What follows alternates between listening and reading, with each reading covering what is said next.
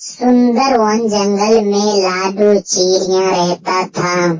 बारिश का मौसम होने के कारण खाना ढूंढने में लाडू चिड़िया को बहुत परेशानी होता था। बारिश बहुत देर होने तक खाना की खोज में लाडू चिड़िया निकलना चाहा, पर बारिश अधिक होने के कारण कहीं नहीं जा पाया। सुबह से शाम तक बारिश होते लाडू चिड़िया परेशान हो गए। उनके बच्चे को भूख से व्याकुल हो रहे थे। तब लाडू चिड़िया ने मन में ठाना कि अब बारिश में ही खाना की खोज में निकलना पड़ेगा, और बारिश में ही लाडू चिड़िया निकलकर सीधे कौवा भैया के घर जा पहुंचा। वहाँ कौवा भैया से मदद मांगा, पर बारिश के कारण कौवा भैया ने अपना दरवाजा ही नहीं खोला। बहुत देर लाडू चिड़िया इंतजार करने के बावजूद भी काला कौवा भैया ने घर नहीं खोला। उदास होकर लाडू चिड़िया वहाँ से निकल पड़ा।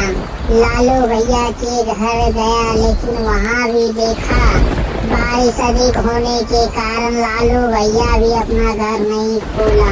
बहुत उदास होकर वहाँ से अब खाना की खोज में निकल पड़ा। लाडू चिड़िया को मन ही मन याद आ रहा था उनके बच्चे कैसे भूखे थे। लाडू चिड़िया का मन व्याकुल हो रहा था, जाऊं तो जाऊं किधर। बारिश और रफ्तार होते जा रहा था। आंधी तूफान काफी ज्यादा होने के कारण लाडू चिड़िया जंगल में कैसे ढूंढने जाए खाना। हवा उनकी गति को रोक रहा था। अब लाडू चिड़िया सोचा, जाऊं तो जाऊं किधर। कहीं से भी लाडू चिड़िया की मदद नहीं मिला, जिसके कारण वो पछता करके खेतों की ओर चल पड़ा। बारिश अधिक होने के कारण हवा में लाडू चिड़िया उड़ नहीं पा रहा था। दूर से ही लाडू चिड़िया को कोई एक लाल लाल लटका हुआ दिखाई दिया। लाडू चिड़िया के मन में लड्डू फूटा और वो उसे लगा कि वो तो खाने की चीज है, लेकिन पर वहाँ तक जाऊं तो जाऊं कैसे, वहाँ तक कैसे जा पाऊं, है वो क्या चीज। आंधी तूफान होने के कारण किसी तरह चीरते लाडू चिड़िया गिरते बजरते उस लाल फल के पास जा पहुंचा, पर उसे पता ही नहीं था कि वो है क्या। वो लाल फल को तोड़ करके अपने घर ले आया और बच्चे को खिलाया। बहुत स्वादिष्ट था, पर उसे पता ही नहीं चला कि ये है क्या।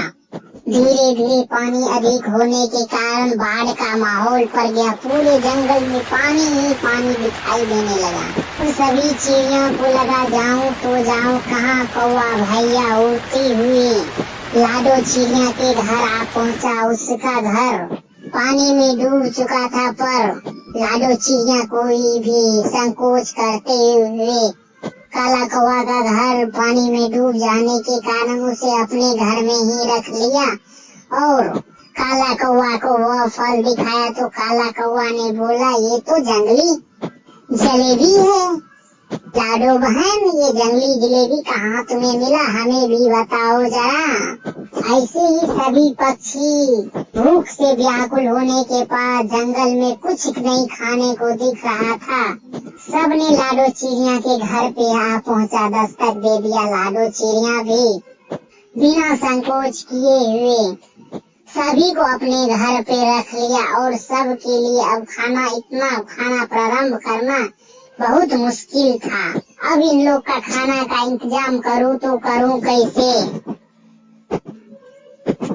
तब लाडू चिड़िया ने काला कौवा भैया से बोला कि इतना सारे पक्षियों का खाना का इंतजाम कैसे किया जाए। इधर बारिश तेजी से हो रहा था, पर लाडू चिड़िया को तो कोई न कोई इंतजाम करना पड़ेगा। तब लाडू चिड़िया ने वही जंगली जलेबी की खोज में जा निकला। साथ में काला कौवा भैया दोनों ने चल दिया। बारिश में भीगते उनके सीधा जा करके जलेबी तोड़ना शुरू किया। जंगली जलेबी को तोड़ते तोड़ते सबने अपनी चोंच में उठा करके धीरे धीरे अपने घर में लाकर जमा कर लिया। जब तक पानी पड़ता तब तक के लिए सभी फलों को, जंगली जलेबी को जमा करके अपना भोजन बना लिया।